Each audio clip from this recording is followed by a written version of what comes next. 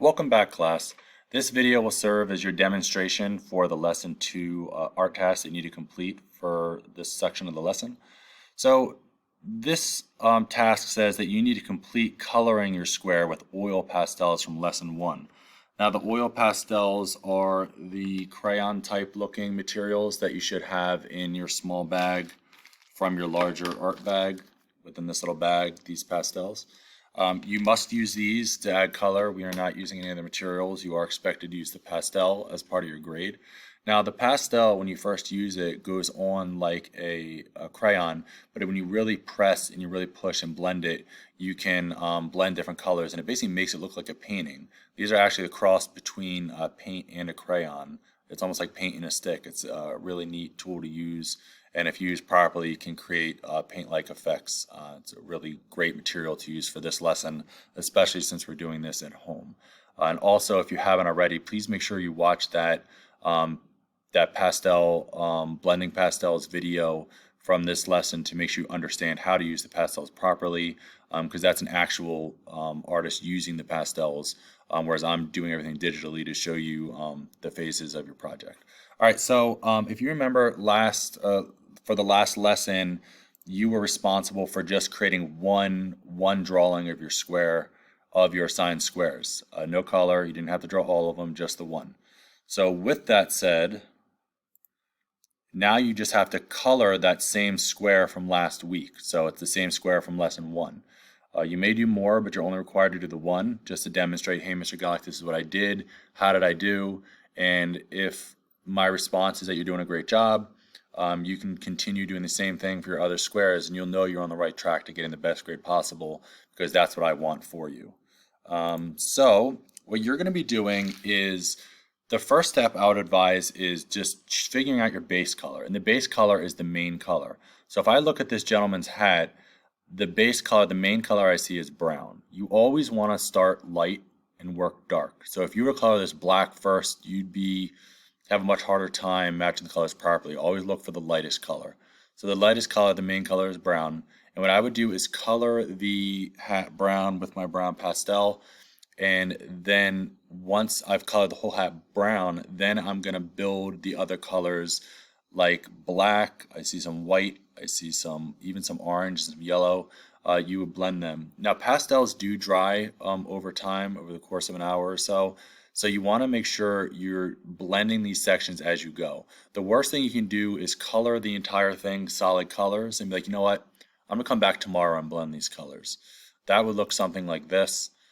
Make sure you're coloring them one at a time, the base color, and you basically finish one section before you move on to the next. That'll be the easiest way to go about doing this.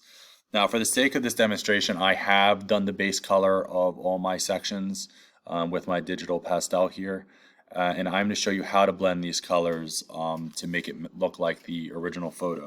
So I'm going to use my stylus here, and I have my pastel tools called Soft Wash.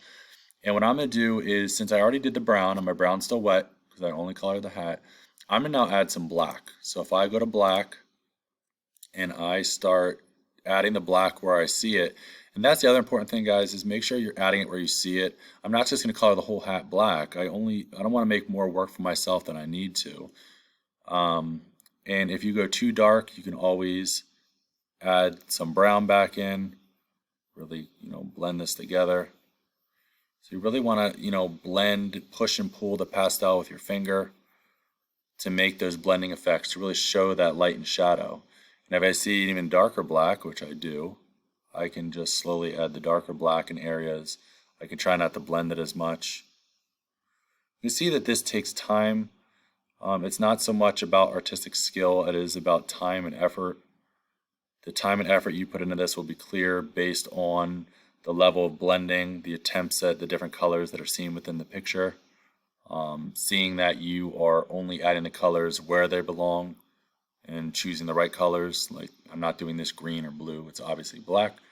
Alright, so now I can even add some yellow. I'm going to switch to yellow here. So I see a little bit of yellow here. I don't want to add too much. I'm going to go back to my brown. Go back to my brown here. So I'm going to just blend that yellow in with the brown to make that a little bit lighter. I also see some of that in here. I also see some white, so I'm going to blend some white.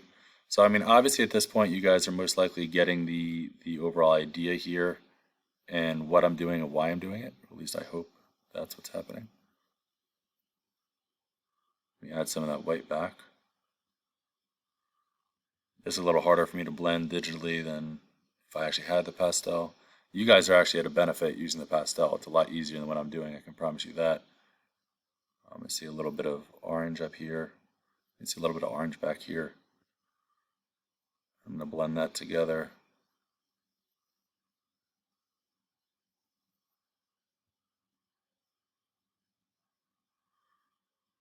But there you have it. I mean, this is not my best work. I would have done better had I actually had or been using a real pastel. But for the sake of this demonstration, I figured this would be fastest and easiest for everyone to follow. But basically, like I said, you want to be blending one section at a time while the pastel is still wet. Do not wait for it to dry. But I would recommend doing the entire section your base color, so brown for the hair and the hat, and then blending the other colors as you go, so it looks as much like the original picture as possible, because that is your objective, is to match this as best you can. All right, so that's it for this lesson. So again, just make sure that you are taking your square from last week, so just your blank square, and that you are adding color to it, and then submit the full square and full color to me so I can see how you did. So that way you'll be confident completing your remaining squares for the rest of the lesson or the rest of the unit.